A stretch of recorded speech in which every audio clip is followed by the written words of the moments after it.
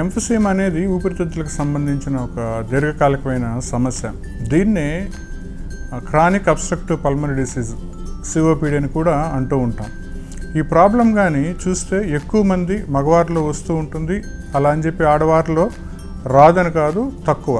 దీనికి కారణాలు కానీ చూస్తే ముఖ్యమైనది స్మోకింగ్. యాక్టివ్ స్మోకింగ్ కావచ్చు, లేదంటే ప్యాసివ్ స్మోకింగ్ కావచ్చు. యాక్టివ్ స్మోకింగ్ ఆల్మోస్ట్ 80% మందిలో ఈ ఎంఫిసీమా ప్రాబ్లానికి దారితీస్తూ ఉంటుంది. అలానే ప్యాసివ్ స్మోకింగ్ అంటే ఎవరైతే సిగరెట్టు, బీడీ, చుట్టా తాగకుండా తాగే వాళ్ళ చుట్టుపక్కల ఉంటారో, వాళ్ళు వదిలిన పొగని వీళ్ళు పీలుస్తూ ఉంటారో, వీళ్ళల్లో కూడా ఈ ఎంఫిసీమా వచ్చే అవకాశాలు చాలా ఎక్కువ అన్నమాట.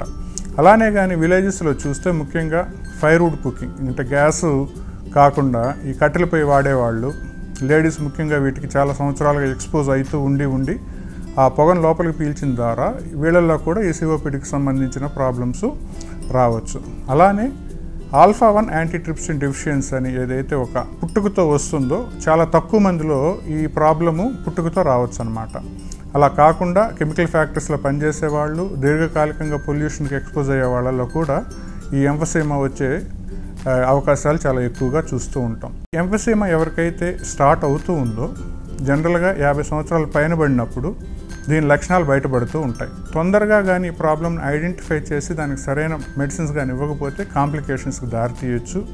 అటువంటి కాంప్లికేషన్స్లో చాలా ముఖ్యమైనవి ఏంటంటే ఇన్ఫెక్షన్స్, రెస్పిరేటరీ ట్రాక్ట్ ఇన్ఫెక్షన్స్, న్యూమోనియాలు రావడం, గాలిళ్ళే ట్యూబ్స్ లోపల కఫం చేరుకుపోవడం, గాలి తీసుకోవడంలో ఇబ్బంది, టైప్ 2 రెస్పిరేటరీ ఫెయిల్యూర్ అంటే ఆక్సిజన్ లెవెల్స్ తక్కువైపోయి కార్బన్ డైఆక్సైడ్ లెవెల్స్ ఎక్కువైపోవడం, ఈ పేషెంట్ నిదానంగా స్పృహ తప్పిపోవడం, కోమాలోకి వెళ్ళడం కూడా జరుగుతూ ఉంటుంది. ఇటువంటి పేషెంట్స్ని వెంటనే హాస్పిటల్లో చేర్చి కృత్రిమమైన ఈ శ్వాస వ్యవస్థని వెంటిలేటర్ రూపంలో అమర్చి ఆ కార్బన్ డైఆక్సైడ్ని బయటకు వెళ్ళేటట్టు చేయడం, ఇన్ఫెక్షన్ తగ్గే మెడిసిన్స్, యాంటీబయాటిక్స్ రూపంలో ఇవ్వడం, ఆక్సిజన్ లెవెల్స్ని పెంచేదానికి ఆక్సిజన్ సప్లిమెంటేషన్ చేయడం చేసి ఈ టైప్ 2 రెస్పిరేటరీ ఫెయిల్ నుంచి వీళ్ళని బయటపడేయడం జరుగుతూ ఉంటుంది.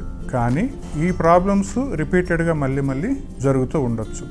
సో ఇన్ఫెక్షన్స్ రాకుండా న్యూమోకాకల్ వ్యాక్సినేషను, ఇన్ఫ్లుయెన్జా వ్యాక్సిన్స్ రెగ్యులర్గా తీసుకోవడం, అన్నిటికంటే ముఖ్యమైనది ఏదైతే స్మోకింగ్ కారణం ఆ స్మోకింగ్ని వెంటనే ఆపేయడం, పల్మనరీ రిహాబిలిటేషన్ అనే ప్రోగ్రాం ద్వారా ఒక ఊపిరితిత్తులకు సంబంధించిన డాక్టరు, అలానే రెస్పిరేటరీ థెరపిస్టు, డైటీషియన్ వీళ్ళందరూ ఒక టీమ్గా ఫామ్ అయ్యి ఈ ఊపిరితిత్తులకు సంబంధించిన వ్యాయామాలు చెప్పడం, దానికి సంబంధించిన డైటు ఇవన్నీ ఒక చార్ట్ రూపంలో ఇచ్చి వీళ్ళ దగ్గర రెగ్యులర్గా ఫాలోఅప్స్ చేయించి ఊపిరితిత్తుల పనితనాన్ని పెంచడానికి ఈ పల్మనరీ రిహాబిలిటేషన్ ఉపయోగపడుతూ ఉంటుంది.